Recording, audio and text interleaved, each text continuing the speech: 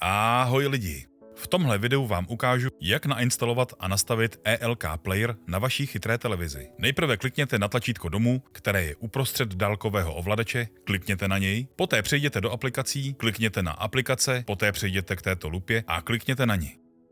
Poté vyhledejte ELK Player.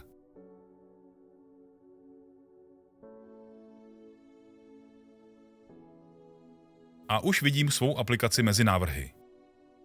Je to ta první.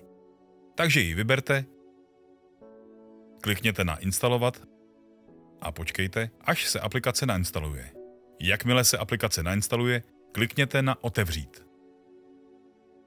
Takže kliknu na otevřít, aplikace se právě načítá a už vidím, že byla úspěšně nainstalována na mé televizi.